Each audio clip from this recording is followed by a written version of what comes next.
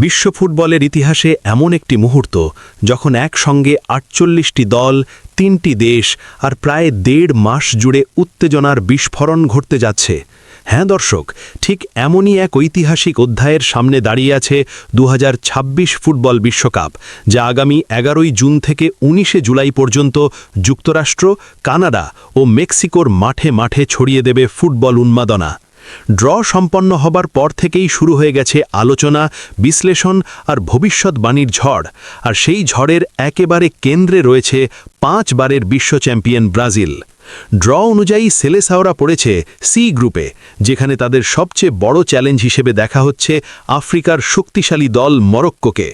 সাম্প্রতিক বছরগুলোতে বিশ্ব ফুটবলে নিজেদের আলাদা পরিচয় গড়ে তোলা মরক্কো যে কোনো বড় দলের জন্যেই এখন ভয়ঙ্কর প্রতিপক্ষ, সেটা ব্রাজিল শিবিরও ভালোভাবেই জানে।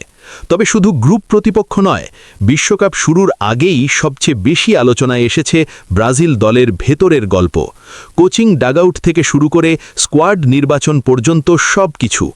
একাধিক কোচ পরিবর্তনের অনিশ্চয়তার পর অবশেষে ব্রাজিল ফুটবল কনফেডারেশন তাদের স্বপ্নের মানুষকেই দায়িত্ব দিয়েছে, কার্লো আনচেলোত্তিকে। ইউরোপের ফুটবলে যিনি মাস্টার মাইন্ড হিসেবে পরিচিত, সেই আনচেলোত্তির হাত ধরেই ব্রাজিল শুধু বিশ্বকাপের মূল পর্বে জায়গা করে নেয়নি, বরং আবারও শিরোপার স্বপ্ন দেখার সাহস পেয়েছে। ড্রয়ের দিন আনচেলোত্তি স্পষ্ট করে জানিয়েছিলেন তিনি মার্চ মাসেই চূড়ান্ত করবেন ২০২৬ বিশ্বকাপের স্কোয়াড, যাতে খেলোয়াড়দের মানসিক ও ট্যাকটিক্যাল প্রস্তুতিতে কোনো ঘাটতি না থাকে। কিন্তু তার আগেই ফুটবল দুনিয়ায় ফাঁস হয়ে গেছে সবচেয়ে আগ্রহের জায়গাটা, ব্রাজিলের আক্রমণ ভাগ।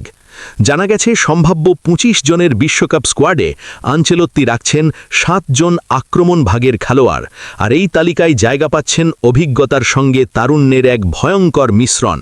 ক্লাব ফুটবলে যারা এই মুহূর্তে দুর্দান্ত পারফরমেন্স করে যাচ্ছেন, গোল, অ্যাসিস্ট আর গেম ইম্প্যাক্টে ম্যাচের ভাগ্য বদলে দিচ্ছেন, মূলত তাদের নিয়েই আক্রমণ ভাগ সাজাতে চাইছেন এই ইতালীয় কোচ।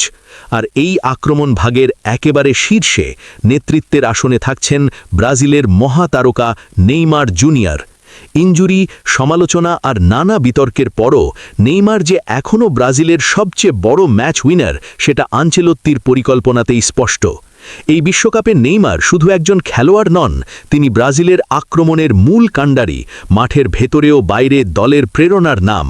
নেইমারের পাশে তাকে সমর্থন দিতে থাকছেন ইউরোপের শীর্ষ লিগে নিজ নিজ ক্লাবে দুর্দান্ত সময় কাটানো রাফিনহা, রদ্রিগো ও ভিনিসিয়াস জুনিয়র। বিশেষ করে ভিনিসিয়াস ও রদ্রিগোর গতি, ড্রিবলিং আর বড় ম্যাচের অভিজ্ঞতা যে কোনো রক্ষাভাগকে মুহূর্তেই এলোমেলো করে দিতে পারে। এর সঙ্গে যোগ হচ্ছেন শক্তিশালী ফরওয়ার্ড ম্যাথিয়াস কুনহা, যিনি শারীরিক শক্তি আর গোল করার ক্ষুধায় দলের জন্য ভিন্ন মাত্রা যোগ করেন, আর উদীয়মান প্রতিভা জোয়াও পেদ্রো, যাকে অনেকেই ভবিষ্যতের বড় তারকা হিসেবে দেখছেন। এই ৬ জনের সঙ্গে আরও একজন আক্রমণ ভাগের খেলোয়াড়কে নিয়ে আনচেলোত্তি তৈরি করতে চান এমন এক আক্রমণ ইউনিট, যেখানে থাকবে গতি, স্কিল, অভিজ্ঞতা আর গোল করার নির্দয় মানসিকতা। সব মিলিয়ে বলা যায় ২০২৬ বিশ্বকাপের আগে ব্রাজিল শুধু শক্তিশালী স্কোয়াডই গড়ছে না, বরং তারা পরিষ্কার বার্তা দিচ্ছে এই বিশ্বকাপে তারা এসেছে শিরোপা জিততে। গ্রুপে মরক্কোর মতো কঠিন প্রতিপক্ষ থাকলেও আনচেলোত্তির কৌশল, নেইমারের নেতৃত্ব আর এই ভয়ঙ্কর আক্রমণ ভাগ নিয়ে আত্মবিশ্বাসে ভরপুর সেলেসাওরা। এখন প্রশ্ন একটাই, এই তারকাবহুল আক্রমণ ভাগ কি সত্যিই বিশ্বকাপের মঞ্চে প্রতিপক্ষদের রক্ষাভাগ তছনছ করে দেবে, নাকি নতুন ফরম্যাটের বিশ্বকাপে অপেক্ষা করছে আরও বড় কোনো চমক? এই উত্তরের জন্যেই দর্শকদের চোখ থাকবে ২০২৬ বিশ্বকাপের প্রতিটি ম্যাচে, প্রতিটি মুহূর্তে।